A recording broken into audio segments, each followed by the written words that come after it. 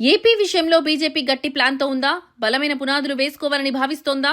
అది జరగాలంటే బలమైన ప్రాంతీయ పార్టీలుగా ఉన్న టీడీపీ, వైసీపీ బలహీనం కావాలి. అందుకే ఇప్పుడు పవన్ కళ్యాణ్ ద్వారా భారీ స్కెచ్ వేసినట్లు తెలుస్తోంది. తెలుగు రాష్ట్రాల్లో బీజేపీ అధికారంలోకి రావాలన్నదే అభిమతంగా కనిపిస్తోంది. రెండు తెలుగు రాష్ట్రాల్లో పవన్ కళ్యాణ్ ద్వారా బీజేపీ రాజకీయ వ్యూహానికి తెర తీసినట్లు సమాచారం.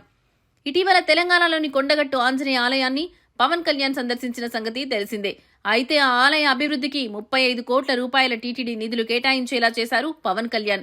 దీని వెనుక తెలంగాణలో రాజకీయ వ్యూహం ఉన్నట్లు అర్థమవుతోంది. తెలంగాణలో జనసేన బలం పెంచడంతో పాటు బీజేపీకి మద్దతుగా నిలిచి ఊపు తేవాలన్నదే లక్ష్యంగా కనిపిస్తోంది. తెలంగాణలో సహకారం 2028 తెలంగాణ అసెంబ్లీ ఎన్నికల్లో బీజేపీ గట్టిగానే తలపడబోతోంది. మొన్నటి సార్వత్రిక ఎన్నికల్లో అధికార కాంగ్రెస్ పార్టీకి ధీటుగా రాష్ట్రంలో 8 ఎంపీ సీట్లను కైవసం చేసుకుంది బీజేపీ. ఇప్పుడు అదే ఊపును కొనసాగిస్తూ పవన్ కళ్యాణ్ ద్వారా జనసేనను బలోపేతం చేయాలని చూస్తోంది. మెగా ఫ్యాన్స్ కు తోడు జన సైనికులు అండగా నిలిస్తే బీజేపీ అధికారంలోకి రావడం ఈజీ అనిపిస్తోంది. అందుకే పవన్ కళ్యాణ్ ద్వారా తెలంగాణలో బలపడేందుకు అవసరమైన అన్ని వ్యూహాలను అమలు చేస్తోంది బీజేపీ. కీలక భాగస్వామిగా తెలంగాణలో బీజేపీ అధికారంలోకి వస్తే పవన్ కళ్యాణ్ కు వచ్చే లాభం ఏంటనేది ఇప్పుడు ప్రశ్న. అయితే తెలంగాణలో అధికారంలోకి వస్తే ప్రభుత్వంలో కీలక భాగస్వామిగా మారుతుంది జనసేన. ఆపై ఏపీలో 2029లో ముఖ్యమంత్రి అభ్యర్థిగా పవన్ కళ్యాణ్ ను ప్రకటిస్తారని తెలుస్తోంది.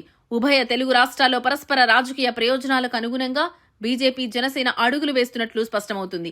అయితే ఈ కీలక ప్రతిపాదన వెనుక కేంద్ర హోంమంత్రి అమిత్ షా గట్టి చొరవ తీసుకున్నట్లు సమాచారం. అమిత్ షాతో పాటు కేంద్ర పెద్దల నుంచి వచ్చిన ఈ ప్రతిపాదనకు డిప్యూటీ సీఎం పవన్ కళ్యాణ్ సైతం అంగీకారం తెలిపినట్లు తెలుస్తోంది. టీడీపీ ఒప్పుకోకపోతే ప్రస్తుతం ఏపీలో జనసేన బలం పెరిగింది, ఓటు షేర్ కూడా పెరిగింది.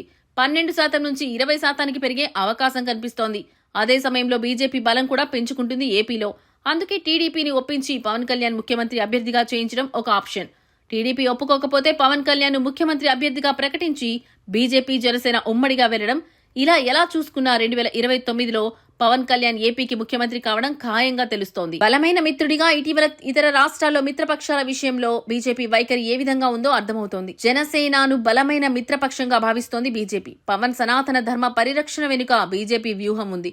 పైగా దక్షిణాది రాష్ట్రాల్లో బీజేపీకి పవన్ ఒక బ్రాండ్ అంబాసిడర్ గా పనిచేస్తున్నారు. దేశవ్యాప్తంగా ఏ రాష్ట్రంలో ఎన్నికలు జరిగినా బీజేపీ పవన్ కళ్యాణ్ కు ప్రత్యేకంగా ఆహ్వానిస్తుంది. తద్వారా పవన్ కళ్యాణ్ ఓ జాతీయ నాయకుడిగా ప్రమోట్ చేస్తుంది. అయితే మున్ముందు పవన్ కళ్యాణ్ సేవలు మరింతగా ఉండనుండడంతో ఏపీ ముఖ్యమంత్రి అభ్యర్థిగా ప్రకటించాలనుకుంటోంది.